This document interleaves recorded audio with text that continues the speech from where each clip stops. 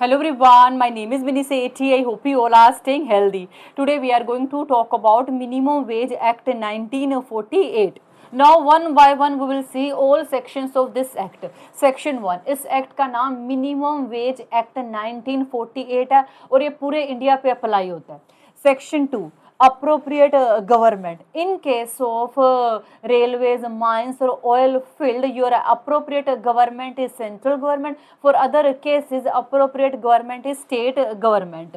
Employer, जो person employees को काम पे रखता है, उन पे कंट्रोल रखता है और उनको सैलरी देता है. शेड्यूल एम्प्लॉयमेंट, ये एक्ट हर एक जॉब पे अप्लाई नहीं होता, only applies on jobs which are listed in schedule of this act.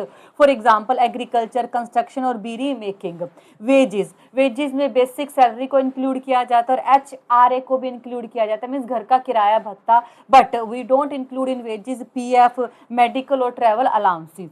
And employees, कोई भी ऐसा पर्सन जो मैनुअल, क्लरिकल और स्किल्ड वर्क को कर सकता है. सेक्शन 3, गवर्नमेंट की ये रिस्पॉन्सिबिलिटी है कि वो शेड्यूल्ड एम्प्लॉयमेंट के लिए वेजेस को सेट करे, मिनिमम वेजेस को सेट करे. गवर्नमेंट हर 5 साल में इसको रिव्यू करती है, वेजेस को जरूरत पड़ने पर बढ़ा भी देती है. Section 4, components of minimum wages. हम मिनिमम वेजेस में क्या इंक्लूड करते हैं? एक तो बेसिक रेट को तो इंक्लूड करते हैं, इसके साथ dearness allowance. Dearness allowance means महंगाई भत्ता. जैसे जैसे महंगाई बढ़ती है ये भत्ता भी बढ़ता रहता है ताकि लेबर अपना गुजारा आराम से कर सके. सेक्शन 5, प्रोसीजर फॉर फिक्सिंग और रिवाइजिंग वेजेस. सरकार अपनी मर्जी से वेजेस को सेट नहीं करती, सरकार इसके लिए क्या करती है, कमेटी को अपॉइंट करती है और जो भी प्रपोजल होता है उसे ऑफिशियल गैजेट में पब्लिश करती है ताकि जनता इस पर अपनी राय दे सके. सेक्शन 6, पहले ये लॉ डील करता था एडवाइजरी कमेटी से, लेकिन अब इसे हटा दिया गया है. Section 7, advisory board. इसे स्टेट गवर्नमेंट बनाती है. इसका काम क्या है? जो वेज कमेटीज काम कर रही हैं, डिफरेंट कमेटीज काम कर रही हैं, उनके बीच में कोऑर्डिनेशन को बना के रखना और गवर्नमेंट को एडवाइस देना जब भी वो वेजेस सेट करती है या फिर रिवाइज करती है. Section 8, central advisory board. इसे सेंट्रल गवर्नमेंट बनाती है और ये अकेले काम नहीं करता, ये कोऑर्डिनेट करता है किसके साथ? स्टेट एडवाइजरी बोर्ड के साथ. दैट मीन्स जो ये बोर्ड है वो सेंट्रल गवर्नमेंट और स्टेट गवर्नमेंट दोनों को एडवाइस देता है जब भी वो वेजेस को सेट करती है या फिर उन्हें रिवाइज करती है. और इस बोर्ड का मेन काम क्या है? जो पूरे देश की वेज पॉलिसीज हैं उनमें कंसिस्टेंसी को बना के रखना ताकि डिफरेंट स्टेट में जो वेज रेट है उनमें ज़्यादा डिफरेंस ना हो. Section 9, composition of committee. जो कमेटी बनाते हैं उनमें आप किस किस को इंक्लूड करते हो? एम्प्लॉई के रिप्रेजेंटेटिव होंगे, एम्प्लॉयर के रिप्रेजेंटेटिव होंगे और उनका जो नंबर है वो एक जैसा ही होगा, जितने एम्प्लॉई के होंगे उतने एम्प्लॉयर के होंगे. प्लस इसमें इंडिपेंडेंट मेंबर भी इंक्लूड करते हो. इंडिपेंडेंट मेंबर मीन्स जो ना तो एम्प्लॉयज से बिलोंग करते हो ना एम्प्लॉयर से बिलोंग करते हैं. और इंडिपेंडेंट मेंबर का जो नंबर है वो 1/3 से ज़्यादा नहीं होगा. इन इंडिपेंडेंट मेंबर्स के बीच में एक चेयरमैन को भी सिलेक्ट किया जाता है. सेक्शन 10, अगर सरकार जब भी वेजेस सेट करती है तो कोई भी टाइपिंग मिस्टेक या कोई भी गलती हो सकती है तो ये रिजिड नहीं है, इसे सरकार चेंज कर सकती है. सरकार को क्या करना है? सिर्फ एक नोटिस देना है ऑफिशियल गैजेट में. सेक्शन 11, वेजेस आप कैश में ही दोगे. आप वेजेस के बदले में अगर खाना दे रहे हो या कोई सामान दे रहे हो ये तभी वैलिड है अगर सरकार इसके लिए परमिशन देती है, अदरवाइज नहीं. अदरवाइज आपको हमेशा वेजेस किस में देने हैं? कैश में देने हैं. सेक्शन 12, जो सरकार ने मिनिमम वेज सेट किया वो आपको देनी ही देनी. आप ये नहीं कह सकते कि इस साल मुझे प्रॉफिट नहीं हुआ, मेरे पास पैसे नहीं है, ये सब बहाने नहीं चलेंगे. सरकार ने जो भी वेजेस सेट करी है वो आपको पे करनी पड़ेगी.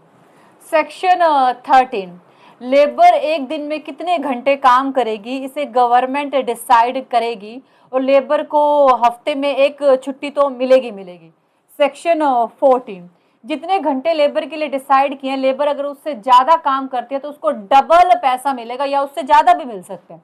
सेक्शन 15, अगर जो ओनर है उसके पास देने के लिए कोई काम ही नहीं है, इस कारण से लेबर ने जितने घंटे उसके लिए डिसाइड किए थे उससे कम काम किया है, तो इस केस में जो ओनर है वो पैसा नहीं काटेगा. इसमें लेबर की कोई गलती नहीं, आपके पास ही नहीं काम है, लेबर को पूरे दिन का पैसा मिलेगा. उसके बाद सेक्शन 16, अगर एक दिन में लेबर 2 या 2 से ज्यादा तरह के काम करते हैं जिनके लिए वेज रेट डिफरेंट डिफरेंट है, तो उसे किसके अकॉर्डिंग पैसा मिलेगा? तो उसको जो पे करोगे वो उस बात पे डिपेंड करता है कि उसने उस काम पे टाइम कितना स्पेंड किया। उसके बाद सेक्शन 17, अगर आप एम्प्लॉयज को पीस रेट के अकॉर्डिंग काम देते हो, पीस रेट के अकॉर्डिंग मीन्स उसने कितने प्रोडक्ट बनाए, कितने पैकेट्स बनाए, उसके अकॉर्डिंग काम देते हो, लेकिन जो पीस रेट है उसके लिए कोई मिनिमम वेज फिक्स नहीं है, तो आप उसको एटलीस्ट टाइम वेज के अकॉर्डिंग तो दोगे, मीन्स आप उसको एटलीस्ट इतना तो दोगे जितना टाइम उसने उस काम पे बिताया है। सेक्शन 18, जैसे बच्चों का स्कूल में रजिस्टर मेंटेन किया होता है, वैसे एम्प्लॉयर को क्या करना है, एम्प्लॉयज़ का रजिस्टर मेंटेन करना है। इसमें उनका प्रॉपर रिकॉर्ड होगा, कितने एम्प्लॉयज़ है, उन्होंने कितने आवर्स काम किया है। सेक्शन 19, गवर्नमेंट कुछ ऑफिसर को एज ए इंस्पेक्टर अपॉइंट करती है। ये इंस्पेक्टर कभी भी किसी वर्क प्लेस पे जा सकते हैं, रिकॉर्ड चेक कर सकते हैं, देख सकते हैं जो एम्प्लॉयर है इस रूल के अकॉर्डिंग चल रहे हैं या फिर नहीं चल रहे हैं। सेक्शन 20, अगर कोई भी एम्प्लॉयर जितने गवर्नमेंट ने वेजेस सेट करे हैं उनसे कम दिया है, तो वर्कर इसकी कंप्लेन कर सकता है, खुद जाके कर सकते हैं या फिर उनके लॉयर कर सकते हैं। इस केस में अगर सही पाया गया कि ये बात सही है, तो एम्प्लॉयर को क्या करना है, जो उसके वेजेस है वो तो देने हैं, प्लस पेनल्टी भी देनी है। सेक्शन 21, अगर एम्प्लॉयज की एक ही प्रॉब्लम है, सबको सैलरी कम मिली है, तो सबको अलग अलग एप्लीकेशन लिखने की जरूरत नहीं है, सब एक ही एप्लीकेशन लिख सकते हैं जिनमें सबके बारे में बता सकते हैं और अपना केस फाइल कर सकते हैं। सेक्शन 22, अगर कोई भी ओनर इस एक्ट के रूल को ब्रेक करता है तो उसे 6 मंथ की जेल या फिर 500 का फाइन या फिर दोनों भी हो सकते हैं। सेक्शन 22A, अगर कोई ओनर ऐसे रूल को ब्रेक करता है जिसका डिस्कशन सेक्शन 22 में नहीं है, फिर भी उसे अकॉर्डिंग टू सेक्शन 22 पनिशमेंट मिलेगी। This is general rule of punishment. Section 22B, हर कोई जाके कोर्ट में केस फाइल नहीं कर सकता, इंस्पेक्टर कर सकता है, एम्प्लॉय खुद कर सकता है, उसका लॉयर कर सकता है या यूनियन कर सकती है। सेक्शन 22C, सिर्फ अगर आप इस एक्ट के रूल्स को ब्रेक करते हो तो सिर्फ कंपनी का नाम नहीं आता, बल्कि उसके डायरेक्टर का, मैनेजर का, वो भी रिस्पॉन्सिबल है, उनका भी नाम आएगा। सेक्शन 22D, अगर किसी एम्प्लॉय की डेथ हो जाती है या पता नहीं चलता उसका, तो जो उसका अनपेड अमाउंट है वो सरकार के ऑफिसर के पास जमा हो जाएगा, बाद में उसके परिवार वालों को मिल जाएगा। सेक्शन 22E, ये एम्प्लॉयज को प्रोटेक्शन नहीं देता, ये वाला सेक्शन ये एम्प्लॉयर को देता है। एम्प्लॉयर ने किसी सरकारी काम के लिए अपने कुछ पैसे सरकार के पास जमा करवाए हैं, कोई भी कोर्ट उसे सीज नहीं कर सकता। उसके बाद सेक्शन 22F, इस पे वेज एक्ट 1936 भी अप्लाई होगा। सेक्शन 23, अगर एम्प्लॉयर ये बोलता है कि गलती मेरी नहीं है, ये गलती मेरे मैनेजर की है, सुपरवाइजर की है, और इस बात को प्रूव भी कर देता है, तो इस केस में एम्प्लॉयर को पनिशमेंट नहीं मिलेगी। सेक्शन 24, अगर कोई भी ऐसा मैटर अंडर सेक्शन 20 वो हैंडल हो सकता है स्पेशलाइज्ड अथॉरिटी के थ्रू, तो उस मैटर को आप सिविल कोर्ट में डायरेक्टली नहीं ले जा सकते अकॉर्डिंग टू दिस सेक्शन।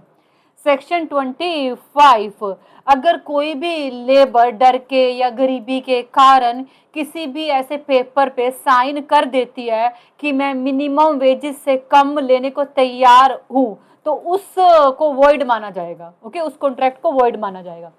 उसके बाद सेक्शन 26, सरकार कुछ वर्कर्स को स्पेशल केस में छूट भी देती है, जैसे कोई फिजिकली डिसेबल है या कोई स्पेशल तरह का काम करते हैं, ये इसलिए करते हैं ताकि उनकी जो जॉब है अच्छे से चलती रहे। सेक्शन 27, ये एक्ट सभी जॉब्स पे अप्लाई नहीं होता, सिर्फ उन्हीं जॉब्स पे अप्लाई होता है जो शेड्यूल एम्प्लॉयमेंट में मेंशन है। अगर गवर्नमेंट को ये लगता है किसी कंपनी या इंडस्ट्री में लोगों को बहुत कम वेजेस दिए जा रहे हैं, तो सरकार क्या करती है, उन्हें भी शेड्यूल एम्प्लॉयमेंट में ऐड कर लेती है, और एक बार ऐड करने के बाद आपको मिनिमम वेज एक्ट के रूल्स को मानना ही पड़ेगा। Section 28, central government state government को गाइड कर सकती है ताकि सभी स्टेट में कंसिस्टेंसी बनी रहे वेज पॉलिसी से रिलेटेड। सेक्शन 29, सेंट्रल गवर्नमेंट को ये पावर है कि वो कमेटीज या बोर्ड बना सकती है। ये कमेटी या बोर्ड वेज रेट सेट करते हैं और एडवाइस देते हैं सेंट्रल और स्टेट गवर्नमेंट को। सेक्शन 30, स्टेट में क्या है, डिफरेंसेस है, सभी स्टेट एक जैसे नहीं है, इसलिए हर स्टेट गवर्नमेंट क्या करेगी, अपने स्टेट को लेके रूल बनाएगी। उनके स्टेट में रिकॉर्ड कैसे रखे कंपनीज, इंस्पेक्टर को लेके रूल्स बनाएगी अपने स्टेट से रिलेटेड। सिमिलर उनके स्टेट में सैलरी का टाइम पीरियड क्या है, 7 है, 8 है या 10 है, ये सब डिसाइड करेगी। Section 30A, no doubt government को इस एक्ट के अंदर पूरी पावर है रूल बनाने की, लेकिन जो भी रूल बनाएगी उससे वो क्या करेगी, पार्लियामेंट के दोनों हाउसेज, लोकसभा और राज्यसभा के सामने पेश करेगी, ताकि रिप्रेजेंटेटिव वो पीपल उस पर अपनी राय दे सके, डिस्कस कर सके। सेक्शन 31 को इसमें क्या होता है, जैसे गवर्नमेंट ने कुछ वेज रेट को लेके पॉलिसीज बनाई थी, पास्ट में बनाई थी, लेकिन लोगों ने इस पे बहुत सारे क्वेश्चंस खड़े करे थे, मींस वो सही नहीं थे, लेकिन उसे भी वैलिड, लीगली वैलिड डिक्लेयर कर दिया जाएगा। ये इसलिए होता है कि कुछ लोग इसलिए ना केस कर दे कि जो पुरानी पॉलिसीज थी वो गलत थी, वो सही नहीं थी, तो इसलिए ये किया जाता है। So this is all about today's video. I think you got it and thank you so much for watching this video. Bye, take care.